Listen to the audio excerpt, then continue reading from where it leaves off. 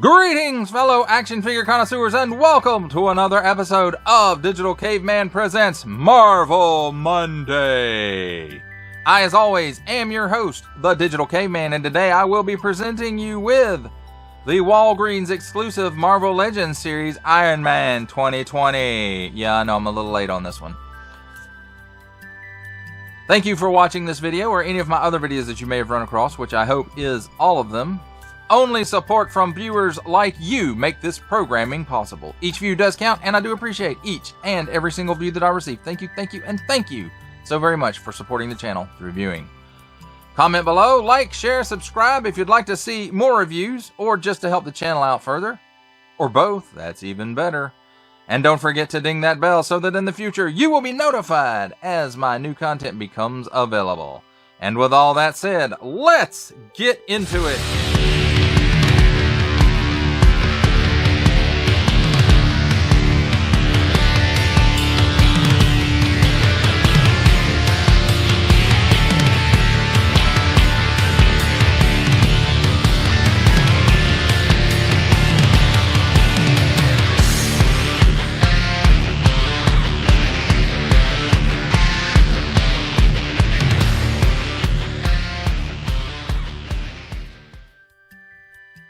First up, as we normally do here on Digital Caveman Presents, let's take a look at the packaging. And on the top we have assortment number 4 and up. Warning! Don't stick things in your pie hole that don't belong there. Iron Man, he does whatever an iron can. Steam some clothes, make them flat. Get out wrinkles just like that, look out. Here comes the Iron Man. Legends series, nice big window showcasing Arno Stark. Marvel Iron Man 2020 Hasbro print. Small print, fine print, legalese print, made in China print, a barcode, and symbols I'm not gonna learn. Artwork of Iron Man 2020 on this side, and artwork of Iron Man 2020 on this side, and no artwork of Iron Man 2020 on this side. It's an actual product shot. Marvel Legends series Iron Man 2020. Arno Stark wields powerful weapons and a superior armor suit as Iron Man 2020. And it has roller skates in it. I've seen the comic book where it does. Unfortunately, this one doesn't come with any roller skates. Attention! Don't stick things in your French pie hole. Achtung! Small parts! Don't eat them! Includes figure and accessories. Marvel print. Small print, fine print, legalese. Some more made in China print, and a Hasbro print. And that, my friends, completes our look at the packaging. Let's take a look at the figure and his accessories. And I have to say, these are some of the best Iron Man accessories that an Iron Man has ever come with. In my opinion, at least. Your mileage, of course, may vary.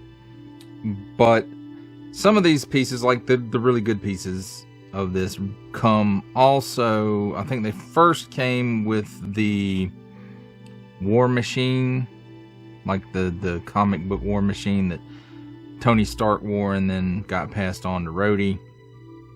So these aren't new to this set, but still some of the best Iron Man accessories.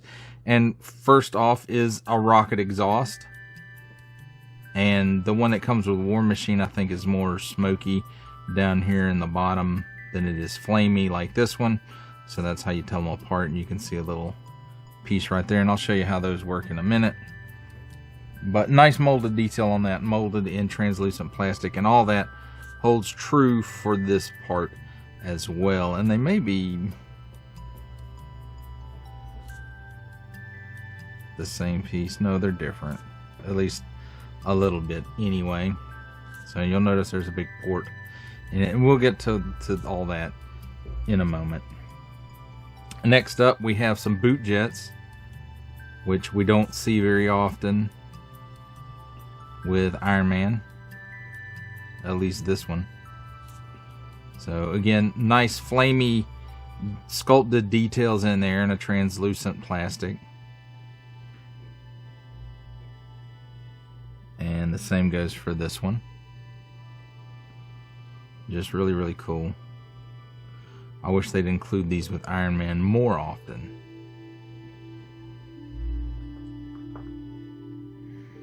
And then a piece, of course, that by now we've seen a bunch of times. And even when this guy came out, I think we had seen this a bunch of times, which is a repulsor blast effect for the repulsor blast hand. And there are two of those exactly alike. And they do have nice molded details. And they have a post on the end here that ports into the hand and made out of a translucent plastic. Next up, we have handy dandy tweezers to help us take a look at these. So he also comes with a set of fists.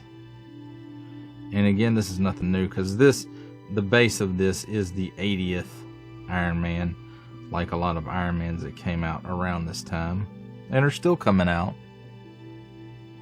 So, you know, nice molded details, in and out hinge. It's an Iron Man fist. And then here's one that's exactly the same, only it's for the opposite side. I like the sculpted banding in it. It really goes to that classic Iron Man look. Now let's take a look at Arno himself. And of course, like I said, the base of this is the 80th Iron Man. The differences being this is a new sculpted head, this overlay over the shoulders, and the belt with the bladey gizmos. The rest of this is all 80th Iron Man, right down to the non-hinged repulsor lift hands. So I have to say the face looks really cool. I wish they would have done this type of eye deco on the Secret Wars 20th anniversary Iron Man. No, anyway, the 40th anniversary. Dude. The 40th anniversary, Secret Wars 40th anniversary Iron Man. I really wish they would have done that. I think it would have leaned more heavily into his comic appearances. And of course, you know, on that one they got the Unibeam color wrong. But, you know, I really like the sculpt of this. He's a much more intimidating looking version of Iron Man.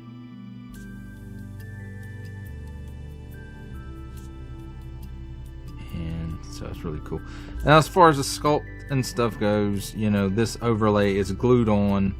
The original Unibeam is up under there, and then this is glued on top of it. And he's got these nice big saw blade looking shoulder pieces, and they're molded. Are they molded?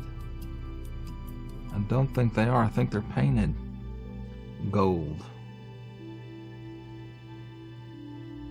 or at least the matching goldish yellowish gold thingy. And then we've got paint apps here, and the Unibeam, and then nice kind of circuit board looking details there on the front of the belt, or the belt buckle. I'm not sure that's a buckle. And then it's got some nice banding in it, made out of the same plastic and painted like the shoulder piece. And he's got this saw blade, which I believe he can throw, as well as this other piece here. But I thought he had saw blades on both sides, but I could be mistaken, or this could be a newer version of the character than what I remember. So nice sculpted details in here, you know, the muscular, the banding on the boots, the boot tops, the glove tops, the banding on the upper parts of the gloves and the hands. And, you know, that's really about it as far as that goes.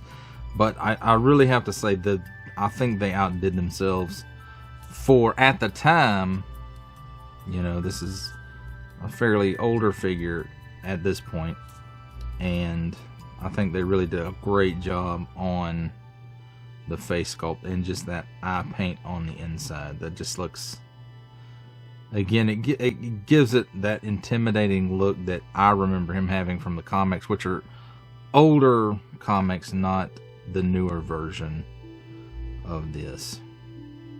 So let's talk about his articulation. The head is on a ball and hinge, and he can look up that high, which is good for flying poses. He can look down that far. He's got a little bit of chicken neck.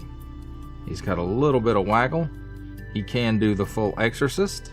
At the shoulder, rotates 360 degrees. Raises up higher than 90 degrees. Cut at the upper bicep gives you another 360 degree rotation. Double hinge pinned elbow. And it gives you that much bend. 360 degrees of rotation at the wrist, but no hinge. Hasbro. Of course, that wasn't unusual at the time. And while we're talking about that, of course, that's how the repulsor lift sticks in there. I probably should have waited to do that, but anyway. Got the standard Marvel Legends ab hinge here. And it allows him to lean back that far and forward that far, so not bad. Straight cut at the waist gives you a 360 degree rotation. At the hips, he will give you that much of the splits, and that's as far as it'll go. These really aren't impeding that range of motion. And he can kick forward that far. Backwards, about a half a step, maybe a little bit better. Cut at the upper thigh. Gives you a 360 degree rotation there. Double hinge pinned knee. Gives you that much bend. And at the top of the shin, there is a boot cut for another 360 degree rotation. And then at the ankle, tilts down that far, tilts up that far, and forward facing pin for rocker. Now let's talk about the flame pieces and stuff. So these do connect together, and they just kind of puzzle piece like that and sit inside of one another. It doesn't really connect. If you're, if you were to pick it up, it would fall apart. Then you take your Iron Man figure and port in the boot jet effect, and I may have this backwards. Yeah, I did. So port in those effects, and then, to help stabilize, of course, at least since the Iron Man movie, we'll put the repulsors in his hand to help him blast off. Now these two pieces just kind of sit down in the ports on the flame effect, and you do have to play with it just a little bit to get it to sit in place. Beep. Beep. And that, my friends, is a look at the figure and his accessories. It's time for my favorite part of a review, comparisons. And here we have the Marvel Legends series Iron Man 2020 with the Marvel Legends series Marvel Comics 80th Anniversary Iron Man, the Marvel Legends series Ursa Major Build-A-Figure Waves Modular Suit Iron Man, and the Marvel Legends series Secret Wars 40th Anniversary Iron Man. It's a lot of Iron Man. For our last set of comparisons, here we have the Marvel Legends series Iron Man 2020, with from the Marvel Legends series making his cameo appearance, Stan the Man Lee from G.I. Joe Classified series, the Hasbro Pulse exclusive Regal variant Cobra Commander from Star Wars The Black Series, the Archive Edition 501st Legion Clone Trooper, and for a 7-inch scale comparison from the Masters of the Universe Masterverse line, the 40th Anniversary He-Man.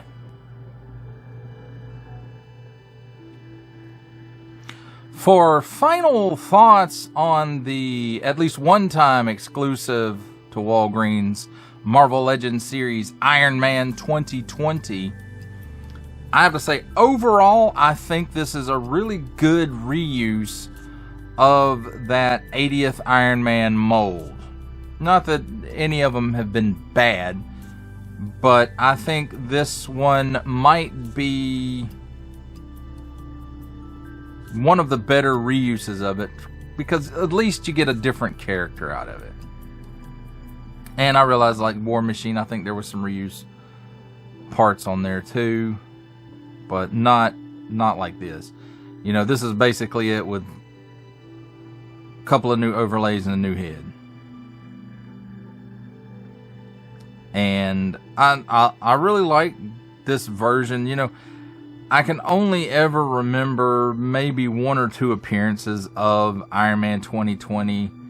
Well, actually, I only remember one. I remember there was a Spider-Man annual that he was in, and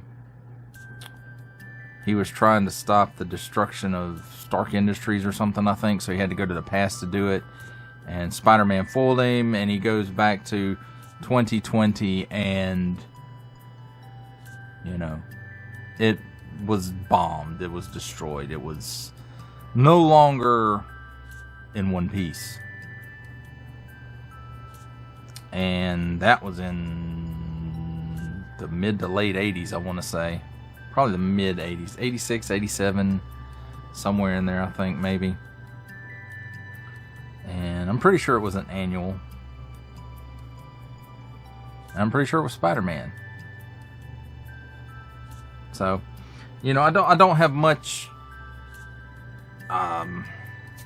history with this character, but that one time that I saw him, I was like, hey, that dude looks really cool for an Iron Man, and he's kind of cutthroat too. He's not just a total good guy like Iron Man is.